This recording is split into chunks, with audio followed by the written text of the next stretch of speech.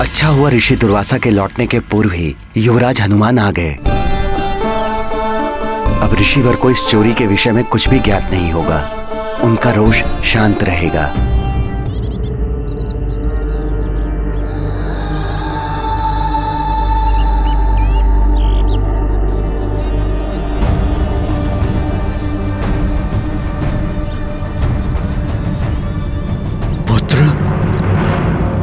ऋषि दुर्वासा पधार रहे हैं। तुम कल्प वृक्ष के समीप अपने नियत स्थान पर पहुंच जाओ ताकि वो तुम्हें वहां पर देखकर निश्चिंत होकर अपना तप आरंभ कर सके।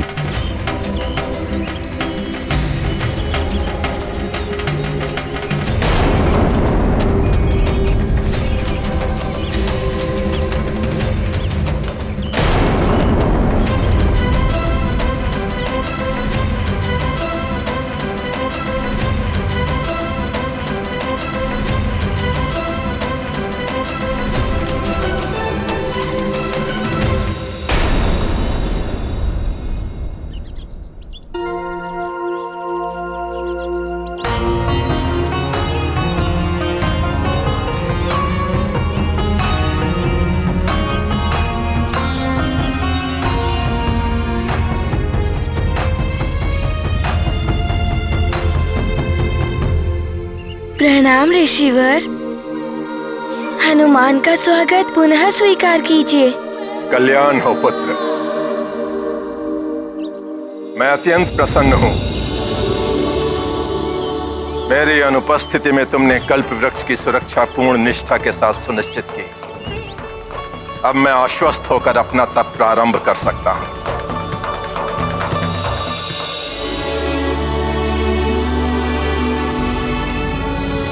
अवश्य ऋषिवर, परंतु उसके पूर्व मैं आपसे कुछ कहना चाहता हूँ।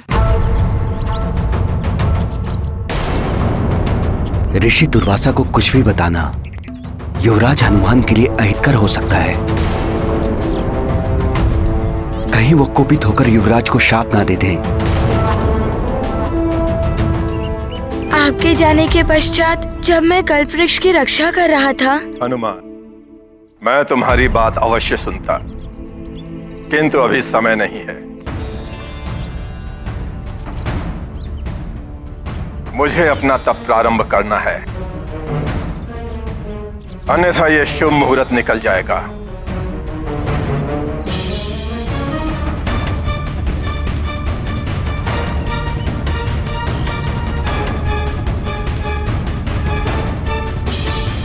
वत्स हनुमान, इस तपस्या में अनेकों माह और वर्ष भी लग सकते हैं।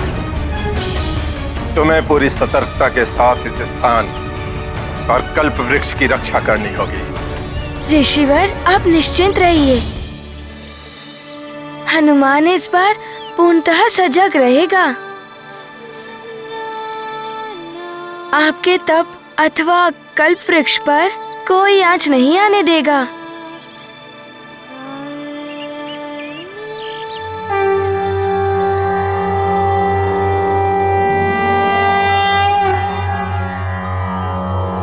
सर्वे भवन्तु सुखिनः, सर्वे सन्तु निरामया, सर्वे भद्राणि पश्यन्तु, मा कश्चित् दुःखभाग् भवेत्। ॐ द्यौः शान्तिरन्तरिक्षं शान्ति, पृथिवी शान्तिरापः शान्तिरौषधयः शान्तिः, वनस्पतयः शान्तिर्विश्वे देवाः शान्तिर्ब्रह्मा शान्तिः, सर्वं शान्तिः शान्तिरेव शान्तिः, सा मा शान्तिरेधि। ॐ शान्तिः शान्तिः शान्तिः। रैन दिवस आवत और जावत, ऋतुएं नित नए रूप दिखावत। शीत ग्रीष्म वर्षा सब बीते, हनुमत भूख प्यास सब जीते। दुर्वासा भय जप में लीना, केसरी नंदन रक्षा कीना। ऋषि तप पर आँच न आई, हनुमत अपना वचन निभाई। महाबली हनुमत की रुचिकर लीला राम भगत की। जय जय जय रघुनंदन राम, जय जय जय महाबली हनुमान। जय जय जय रघुनंदन राम, जय जय जय महाबली हनुमान।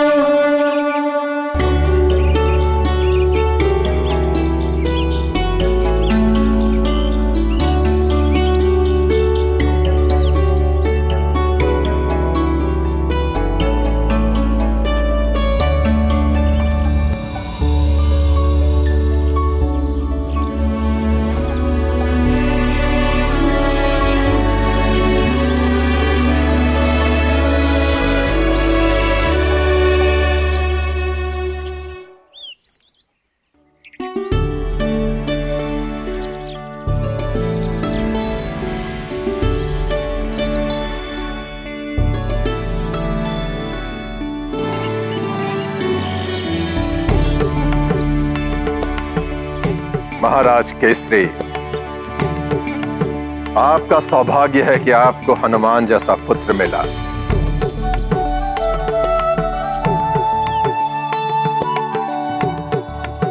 इसके कारण ही मैं अपना तप पूर्ण कर पाया। क्षमा कीजिए ऋषिवर, मैं आपकी कृपा का पात्र नहीं। कल्प वृक्ष की रक्षा में मुझसे भारी भूल हुई थी ऋषिवर।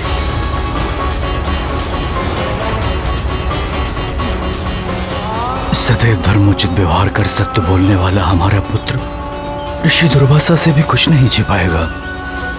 आपके जाने के पश्चात युपाक्ष नाम के एक असुर ने उसने कल्प वृक्ष को यहाँ से चुराकर उन्हें पाताल लोक ले गया था।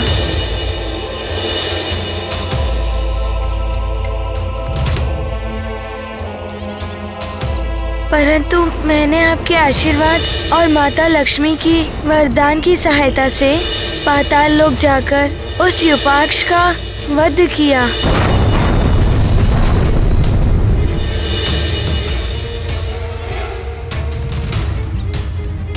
कल्प वृक्ष को लौटा लाने में सफल रहा, परंतु उससे मेरी भूल समाप्त नहीं हो जाती ऋषिवर। मेरी भूल के लिए मुझे आप अवश्य दंड दीजिए ऋषिवर।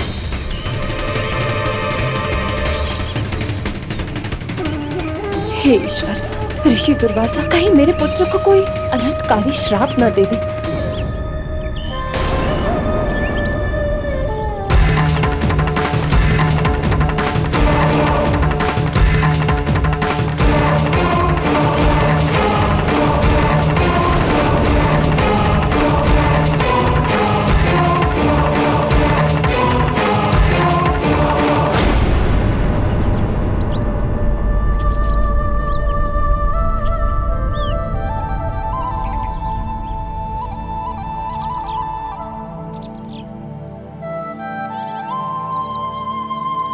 जिस कार्य के लिए तुम्हें वरदान मिलना चाहिए वत्स हनुमान, उसके लिए मैं तुम्हें दंड देकर तुम्हारे साथ अन्याय कैसे कर सकता हूं?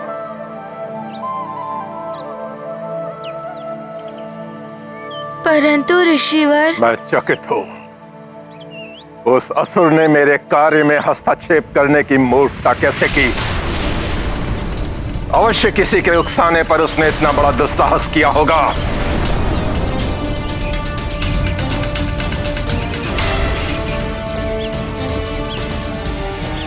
उसके कृत्य के लिए तो तुमने उसे दंडित कर दिया हनुमान, किंतु उसके सहयोगियों को भी दंड अवश्य मिलना चाहिए।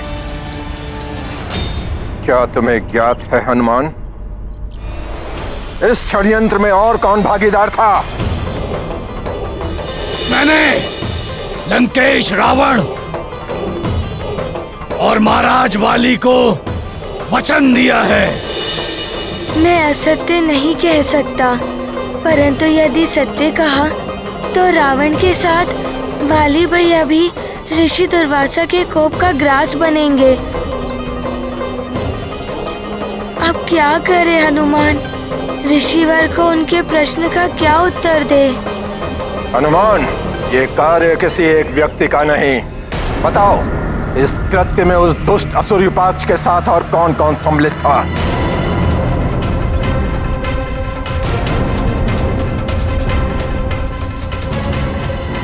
ये तो बड़ी दुविधा उत्पन्न हो गई है। वाली भैया भले ही इस कृत्य में सम्मिलित थे, किंतु मैं वाली भैया को संकट में नहीं डाल सकता।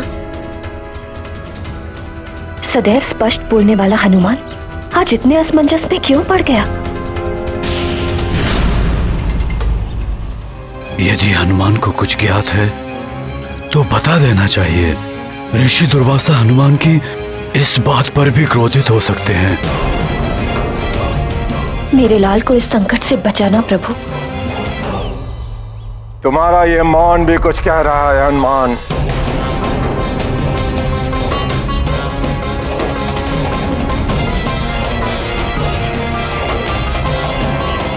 कोई बात नहीं, मैं त्रिकालदर्शी हूँ, भूत भविष्य वर्तमान सब देख सकता हूँ।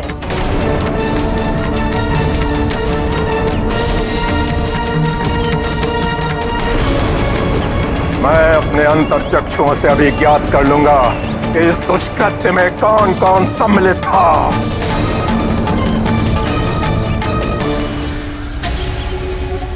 ये तो अनर्थ हो जाएगा।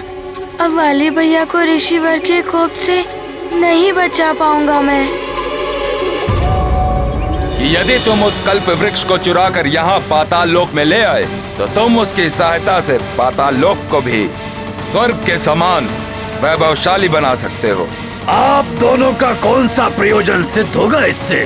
पृथ्वी पर उसका आह्वान ऋषि दुर्वासा ने किया है। तुम उस कल्प वृक्ष को चुरा सकते हो और यदि तुमने ऐसा किया तो ऋषि दुर्वासा कुपित होकर उस मरकट को श्राप दे देंगे। हनुमान हनुमान हनुमान,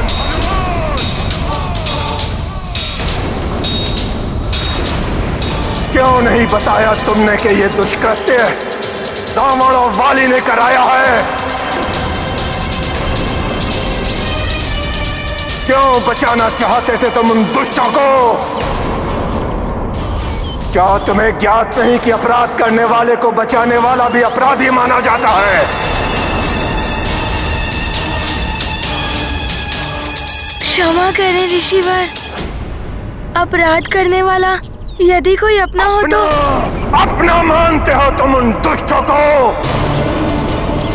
उनके कारण तुम्हें मेरा शाप मिल सकता था हनुमान।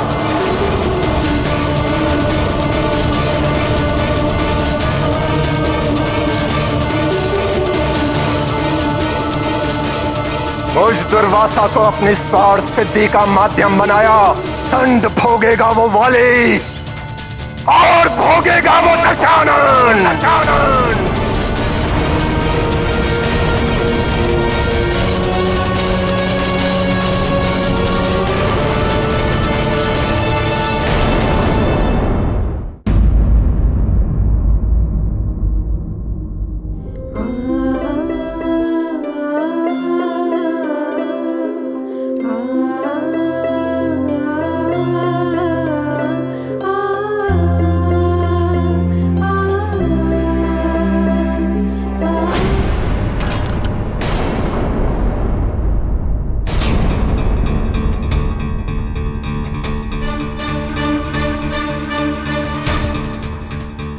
मेरा सिंदूर पात्र, इतना बड़ा अपशकुन, कहीं स्वामी नहीं।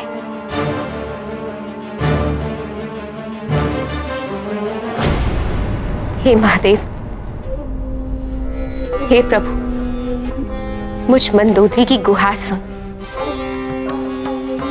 एक स्त्री का यूं सौभाग्य सिंदूर गिर जाना इस बात का संकेत है कि उसके स्वामी पर अवश्य कोई संकट आने वाला है। अब मेरे स्वामी लंकेश तो आपके परम भक्त हैं ना, कृपया उनकी रक्षा करें।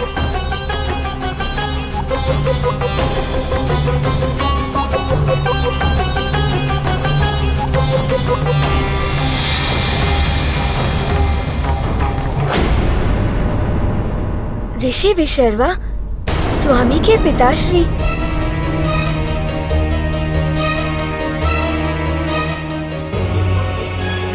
पिताश्री, प्रणाम पिताश्री। सौभाग्यवती भव। आप अचानक यहाँ? पुत्री मंदोदरी, तुम्हारी शंका निराधार नहीं है। रावण पर वास्तव में बड़ा संकट आने वाला है।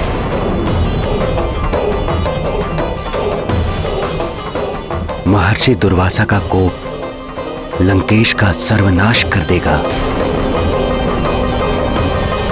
ये आप क्या कह रहे हैं पिताश्री? सब बताने के लिए अभी समय शेष नहीं है पुत्री मंदोदरी। दुर्वासा ऋषि को मात्र तुम ही रोक सकती हो। शीघ्र उन्हें रोको, अन्यथा अनर्थ हो जाएगा। रावण का जीवन संकट में है। धूर्त वाली, अब भोगोगे तुम अपने दुष्कृत्य का फल। क्या करूं? लंकेश रावण के साथ वाली भैया को भी शापित होना पड़ेगा। कैसे रोकूं मैं ऋषिवर को? ऋषिवर, हनुमान की विनती है, वाली भैया को शाप मत दीजिए। क्षमा कर दीजिए वाली भैया को।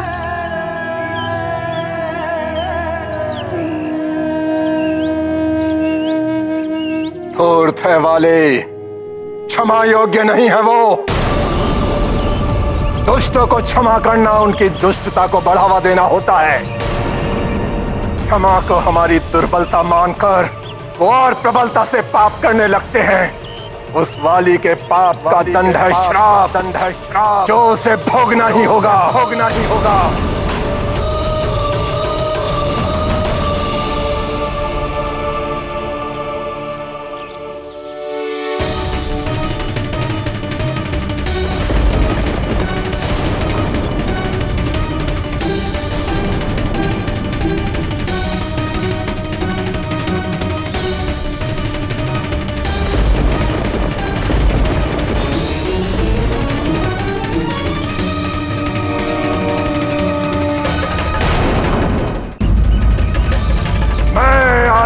दुर्वासा श्राप देता हूं।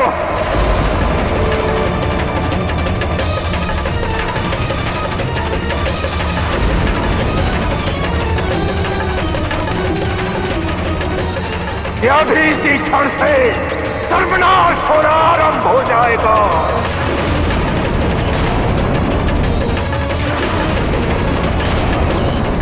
उस दुष्ट ऋषिवर, रुक जाइए।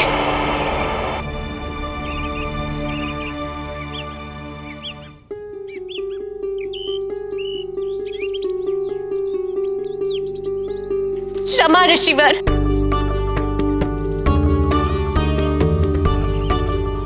क्षमा ऋषिवर, क्षमा।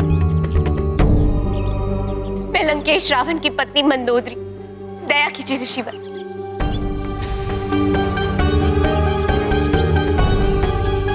दया, दया कीजिए मुझ पर। यू शाप देकर मेरे सौभाग्य सिंदूर को नष्ट मत कीजिए। क्षमा याचना उसके लिए की जाती है जो क्षमा के योग्य हो। मुझे रोकने से क्या होगा महारानी मंदोदरी? क्या आपने कभी अपने पापी पति को पाप करने से रोका? पाप कर्म सदैव मनुष्य को पतन के अंधकार भरे मार्ग की ओर ले जाते हैं। अपने अंत का द्वार उसने स्वयं खोला है। इस पाप का फल उसे भोगना ही होगा। दया कीजिए ऋषिवर। मैं मानती हूँ वे अधर्म के मार्ग पर चल रहे। मैंने उन्हें बार बार समझाया, किंतु उन पर मेरा कोई प्रभाव नहीं पड़ा। ऐसे अधर्मी सृष्टि पर बोझ होते हैं महारानी। ऐसे अधर्मियों का सर्वनाश होना ही चाहिए। किंतु ऋषिवर, मैंने तो आपके प्रति कोई अपराध नहीं किया। मुझे आप इस दंड का भागी क्यों बना रहे? इस अबला नारी को दया की भिक्षा दे दीजिए। उनके सर्वनाश का अर्थ है मेरे सौभाग्य सिंदूर का मिट जाना। सौभाग्य सिंदूर नहीं, कलंक है वो तुम्हारी मांग का। ऐसे कलंक का मिट जाना ही उचित है। आप मुझे पुनः रोकने का प्रयास न करें। कहीं ऐसा ना हो कि आपके पति के साथ साथ आपको भी मेरे श्राप का भागी बनना पड़े। रावण, पाले, अब भोगो अपनी करनी का दंड। नहीं ऋषिवर, क्षमा ऋषिवर, क्षमा। नहीं ऋषिवर, लंकेश रावण के साथ साथ वाली भैया को भी शाप मिल जाएगा।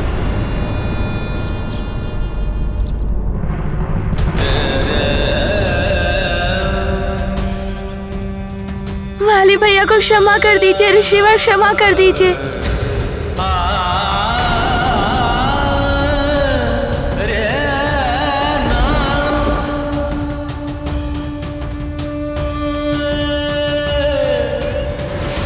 हनुमान, हनुमान, हनुमान,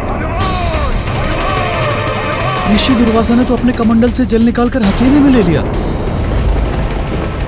कहीं हनुमान को शाप ना दे दे वो, ऐसा ही प्रतीत होता है। कहीं वाली को रक्षित करने में ऋषि दुर्वासा क्रोधित होकर हनुमान को ही श्राप ना दे दे।